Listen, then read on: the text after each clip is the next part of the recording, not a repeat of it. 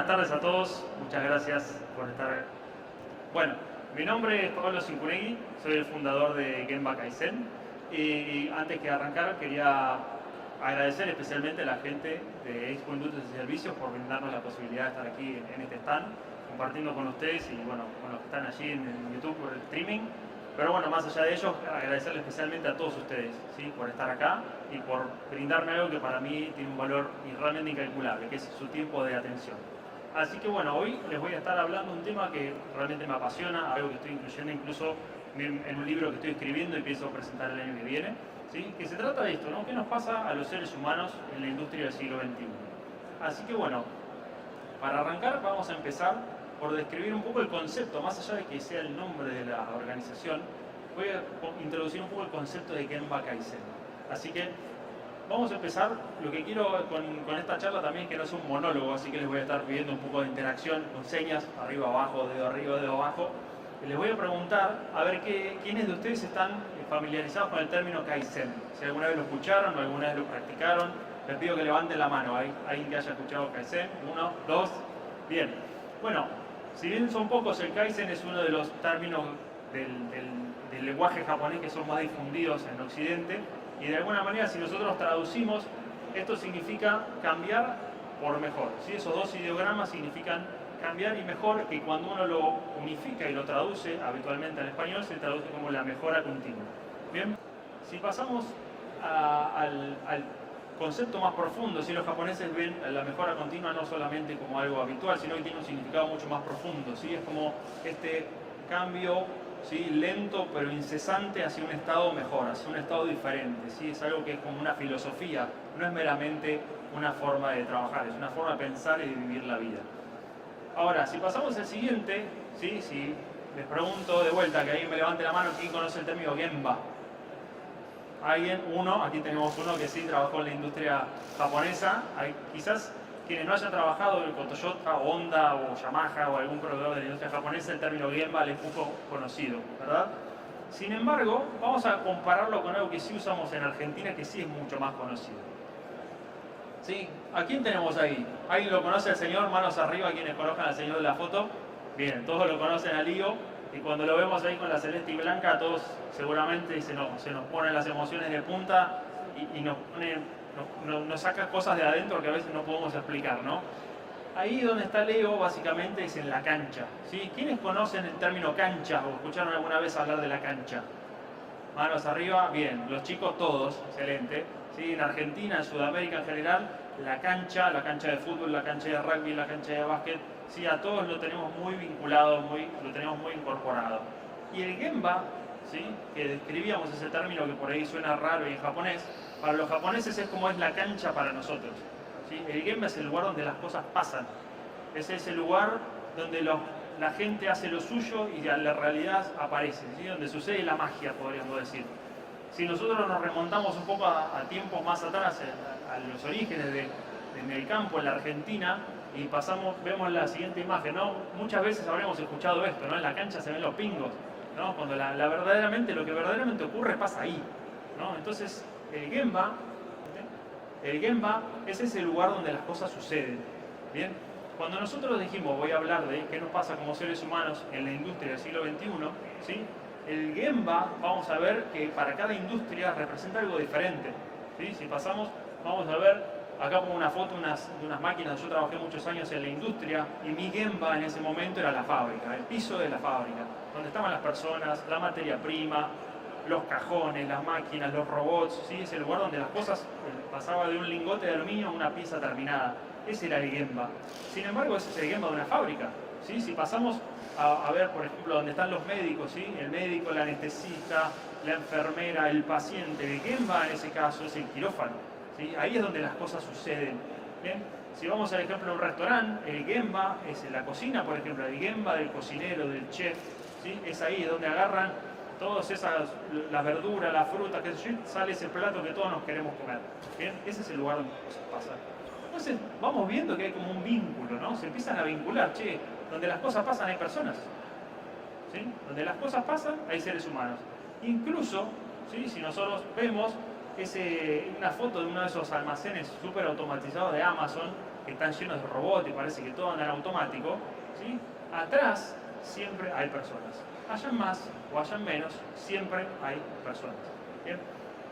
Entonces, la cuestión acá es, ¿qué pasa cuando las personas no están? ¿Qué pasa al final del día? ¿Sí? Cuando la fábrica cierra, cuando el restaurante baja la persiana, ¿sí?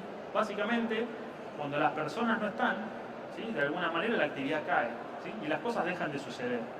Ahora, eso si la persona como tal no estuviera.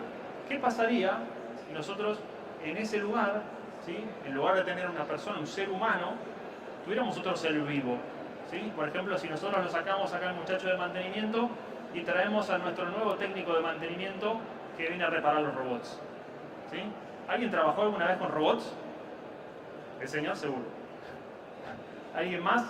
Bueno, les voy a preguntar si se imaginan qué pasa si alguno de todos esos robots que andan solo por ahí se traba. ¿Sí? ¿Se imaginan qué puede pasar? ¿Viene otro robot a arreglarlo? Así solito, hace y lo saca, lo levanta. No, todo eso no va a pasar. ¿Bien? Entonces, ¿qué pasa cuando viene este señor a arreglarlo? Probablemente tampoco lo arregle, ¿sí? No va a venir el robot, pero si viene él, quizás tampoco pueda. Bueno, ahora vamos a ir metiéndonos un poco más en detalle a ver qué pasa, ¿sí? Porque él es parte de nosotros. Bien. Entonces, vamos a cerrar esta primera conclusión, ¿sí? Nuestro Gemba es el lugar donde las cosas pasan y básicamente cada industria tiene su Gemba, ¿sí? Y en esa industria, en ese Gemba va a pasar algo siempre y cuando haya personas, ¿sí? Si nosotros no tenemos personas, las cosas no van a suceder, ¿sí? Fíjense, para mí esto toma una relevancia súper importante. Nos pone a nosotros como seres humanos en el lugar donde tenemos que estar. Si nosotros no estamos, no pasa nada. ¿Bien? Entonces, si nosotros como ser humano no estamos, no pasa nada, preguntémonos un poco más en detalle, ¿qué somos nosotros los seres humanos? ¿Sí? Nosotros somos un ser biológico, un ser vivo, que no aparecimos así como está ese señor ya vestido con ropa, no caímos en un repollo galáctico y ya estamos acá. ¿Sí? Somos el resultado de la evolución de millones de años, de centenares de millones de años. Si nosotros vemos de dónde venimos, ¿sí? Si cortamos nuestro cerebro, vamos a ver que nuestro cerebro es como si fuese una cebolla, ¿no? Formado por varias capas, que esas capas se fueron generando con la evolución, ¿sí? Y tenemos una primera capa que era el cerebro como el del cocodrilo, que ya nos mantenía vivos. Ya el cocodrilo respira, se mueve, come y demás. Con el pasar de los centenares de millones de años más apareció una capa nueva sobre el cerebro que dotó a los mamíferos de otra serie de capacidades. Y con el pasar de los años aparecimos nosotros, ¿sí? Primero aparecieron nuestros primos los monos y después aparecimos nosotros, con la diferencia de que nuestro cerebro, esa parte ahí que se identifica como neocórtex, tiene solamente 100.000 años de evolución, ¿sí? A pesar de que 100.000 años nos parece mucho, sobre todo hoy con la inmediatez y la cuestión de que todo cambia demasiado rápido, a nivel evolutivo 100.000 años es nada, ¿sí? Y esto tiene una consecuencia muy interesante, ¿sí? Que básicamente nuestro cerebro consume muchísima energía, ¿sí? El cerebro de un cocodrilo, como ustedes lo habrán visto, el cocodrilo se come un bicho, se queda a dormir ahí al sol y puede estar un montón de tiempo, ¿sí? Como una víbora que se come algo grandote y está montones de tiempo sin hacer nada y no pasa nada. Nosotros podemos hacer muchas cosas, podemos hacer un montón de cosas muchísimo más potentes, ¿sí? Que cualquier mamífero y que otro reptil, pero consumimos muchísima energía, ¿sí? Y para recargar esa energía a nuestro cerebro, no es que llegamos a casa y lo enchufamos y se carga como el celular, ni abrimos la panza y le cargo nafta y ya está. Y básicamente somos un ser biológico, como decía antes, y para poder cargar energía para ese cerebro necesitamos comer para que se transforme de los alimentos a energía que el cerebro procesa. Necesitamos dormir para que todo lo que se acumuló en el cerebro durante la noche se limpie, todas las cosas que generan ahí un poco de desorden se limpien. Y necesitamos mantenernos sanos para que ese circuito fluya de la mejor manera posible. ¿Bien? Entonces, cuando nosotros empezamos a ver esto, ¿sí? Nos llega la siguiente pregunta.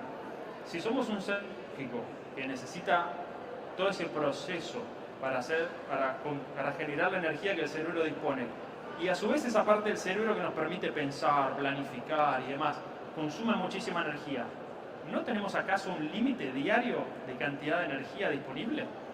¿No tenemos un límite diario de capacidad de pensar disponible?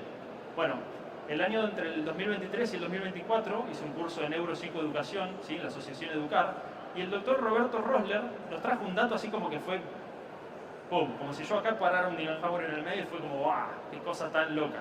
¿Bien? Que ese dato es el que quiero compartir con ustedes ahora. Básicamente es la pregunta, ¿cuánto tiempo de neocórtex tengo a diario? ¿Sí? Ahí está.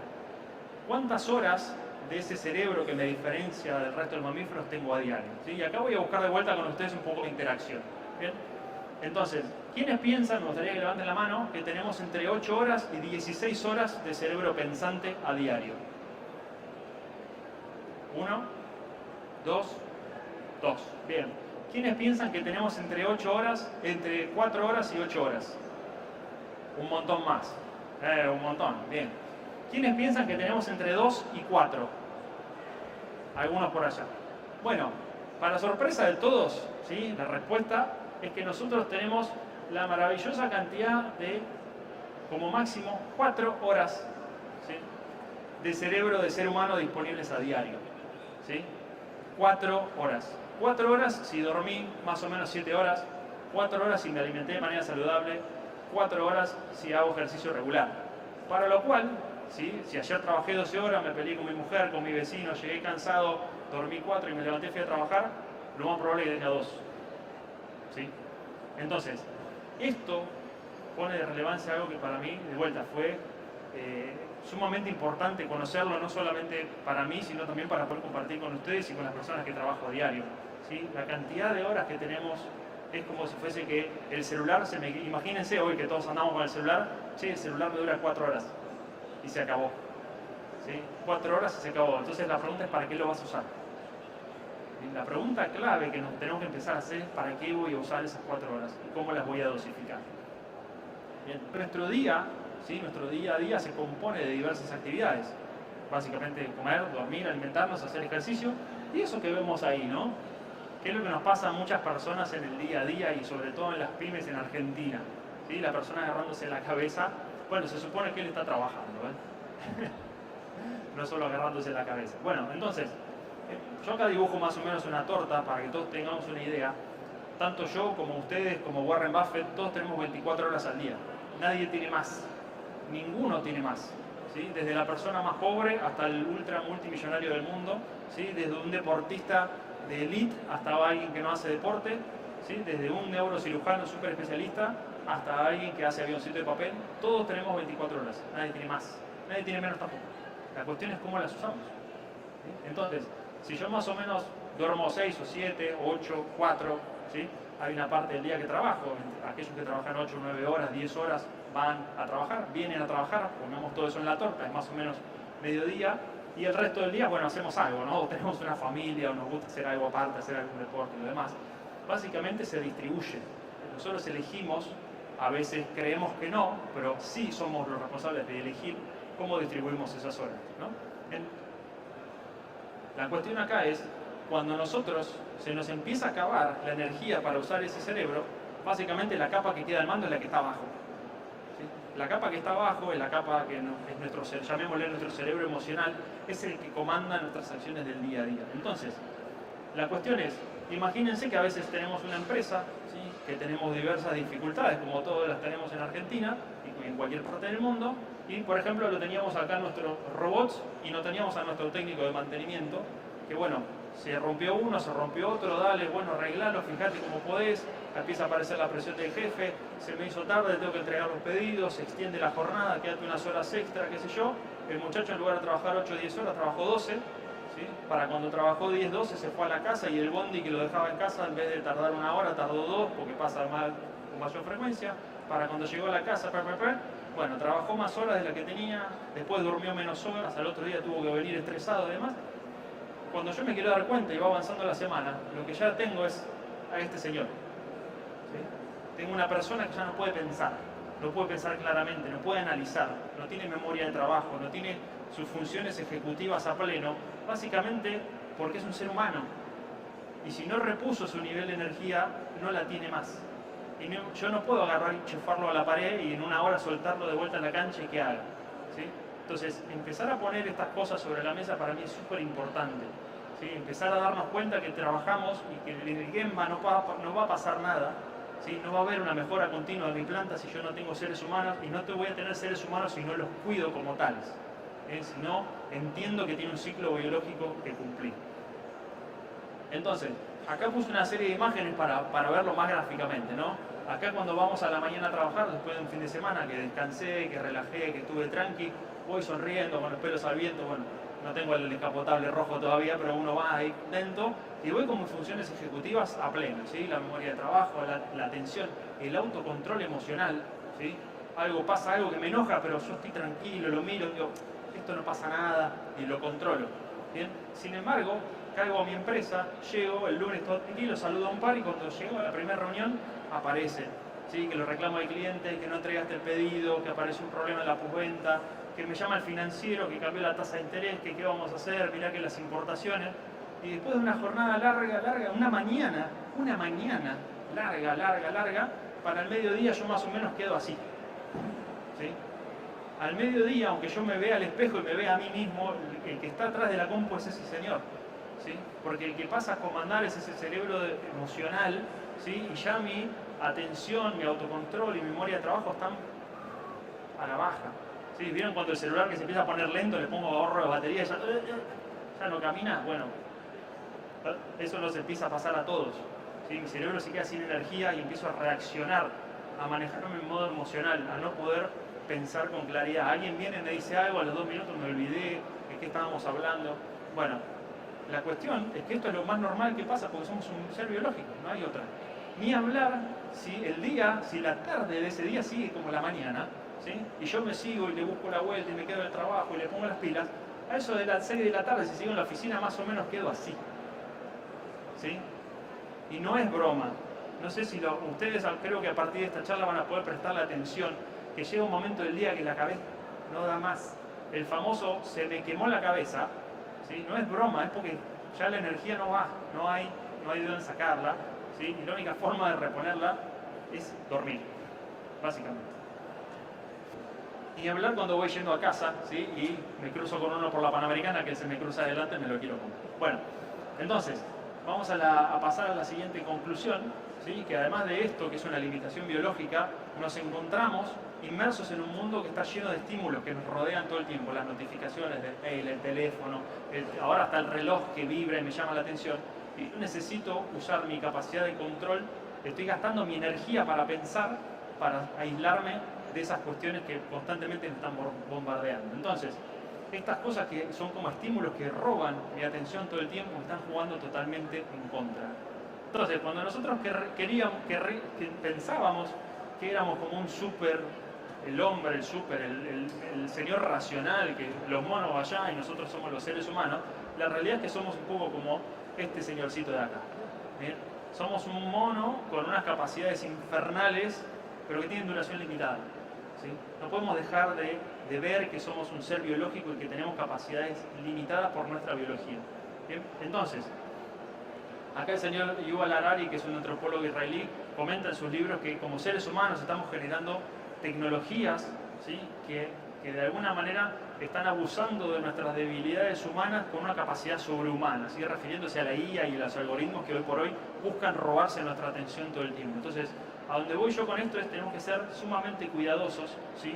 ¿Cómo hacemos para esa capacidad limitada de prestar atención, usarla, ¿sí? Y evitar todas las cuestiones y todos los estímulos que se meten directamente por nuestro subconsciente, porque es como está cableado nuestro cerebro, ¿sí? El cerebro, todas las partes terminales nerviosas ingresan al cerebro por el cerebro de cocodrilo, después pasan por el cerebro del mono y después pasan por el cerebro humano. Así que si hay algo que le llamaría la atención a un mono, a mí me va a llamar la atención. El vibrar, un sonidito, un ruidito, el olor a las medialunas, todo eso se va a robar mi atención. Bien, entonces, ¿cómo gestionemos, cómo gestionemos ese tiempo del neocórtex? Esas 4 horas es una actividad que es totalmente estratégica, ¿sí? Estratégica. Yo no puedo delegar en alguien más que controle mis 4 horas de cerebro por día. Lo tengo que hacer yo y nadie más. ¿Bien? Y esto, acá es donde nosotros, ¿cómo ayudamos desde Gemba Kaizen? Buscamos generar hábitos de comportamiento personal y profesional para aprovechar al máximo esas cuestiones. Entonces, trabajamos en modificar el entorno, ¿sí? Los autores que estaban recién en la imagen eran Charles Duhigg y James Clear, que hablan muchísimo sobre cómo generar hábitos, Y básicamente los japoneses, y acá donde se vincula la neurociencia con la metodología japonesa, la cuestión es cómo nosotros organizamos nuestro entorno para organizar nuestros hábitos y transformarnos en la persona que queremos ser, para así después poder transformar nuestra organización en la organización que queremos que sea. ¿Bien? Entonces, para contarles un poco y que no quede tan abstracto, les cuento algo muy cortito, una experiencia, un caso de éxito con uno de mis clientes, Maxi. Maxi es un emprendedor muy joven, tiene 37 años. Como a los 26 tomó la decisión sumamente valiente de vender su casa para comprar unas máquinas para hacer realidad su sueño, que era tener su propia empresa e independizarse y hacer lo que él verdaderamente quería hacer. Devolver las sonrisas al mundo, ¿sí? Él tiene una fábrica de implantes dentales. Maxi, un día cuando estoy hablando con él, me dice, no doy más. Dice, agarro el celular y al final del día me dice que tuve 9 horas mirando la pantalla. Los clientes, los congresos, la gente, los pagos de sueldos y demás. Además que cada decisión que hay que tomar en la empresa la tengo que tomar yo. ¿Qué fabrico? ¿Cuándo fabrico? ¿De qué fabrico? ¿Qué compro? ¿Qué no compro? Etcétera. Lo primero que hicimos con Maxi fue, como ven ahí, armar un tablero, imprimir, lo hicimos a mano, incluso con hojas A4 en blanco y unas post-it. Decir, bueno, contame qué haces. Sacá del celular todas las agendas, sacá todas las memorias, pongámoslas por acá. Cuando él pudo poner sobre la mesa todas sus tareas y pudimos poner sobre la mesa quién era su equipo, muy fácil él empezó a poder repartir las tarjetas y dijo, esta para acá, esta para acá, esta para acá, solamente interactuando. ¿Y a vos te parece que deberías ocuparte de esto o se puede ocupar alguien más? ¿Quién lo puede hacer mejor que vos? ¿Vos le estás dando el mayor valor agregado a tu organización haciendo esto? Ok, con solamente esas preguntas él empezó a repartir tarjetas y como terminamos una charla de 2 horas, fue como si hubiese sacado un elefante encima, porque pudo empezar a ver las cosas con claridad. Semanas más tarde armamos ese tablero ahí y empezamos a armar su reunión a Sakai, que básicamente es una reunión diaria de producción en donde podían ver los resultados del día. Ellos creían que eran muy eficientes. ¿Por qué? Porque tenían máquinas japonesas. ¿Y cómo se daban cuenta si eran eficientes o no? Por sensaciones. Bueno, empecemos a anotar. Terminás el día, anotá. Termina el día, anotá. Termina el día, anotá. Incluso él mismo después tomó la decisión de bajar su oficina a la planta, bajó al Gemba. Él dijo, como director, yo debería estar en el Gemba, sí. Y volvió al Gemba, volvió a donde estaban las raíces, volvió a las bases y pudo empezar a tomar decisiones así de fácil. ¿Cuánto había que hacer hoy? Esto. ¿Cuánto hicimos? Esto. Entonces, mañana hagamos esto, pasado hagamos lo otro. A este cliente que le tenía que vender, venderle de acá y comprar este material de allá. Empezó a tomarse las decisiones, tomarse de manera mucho más fluida. ¿Bien? Entonces, de esa manera, las 4 horas de Maxi, de su día, empezaron a rendir como deberían rendir. ¿Sí? Y no dejar de estar todo el día corriendo tras las cosas como un loco y desgastándose en el camino. ¿Bien? Entonces, lo que hacemos nosotros es acompañarlos a alguien, va a ver su realidad, ayudarlos a tomar conciencia de su día a día y juntos trabajar en desarrollar y cultivar herramientas, ¿sí?, que le permitan gestionar esas 4 horas y darle el impacto a la organización que cada uno le puede dar. ¿Sí? Poder enfocarse en cuál es la mejor forma de agregar valor a su organización y finalmente a los clientes. Bien, no solamente junto con Pablo Guerreiro, mi socio, aprendimos no solamente de Charles Duhigg y de James Clear, sino de todos esos autores que están ahí, Daniel Goleman, Daiichi Ohno, Peter Drucker y demás, y nos encanta, nos apasiona aprender, leer e implementar. Trabajamos muchos años en la industria argentina e implementamos muchísimas de las metodologías, sobre todo de Jim Collins, en cómo hacer que las empresas lleguen a donde quieren llegar, pero hoy nos enfocamos en hacerlo a través del desarrollo de las personas que forman esa empresa.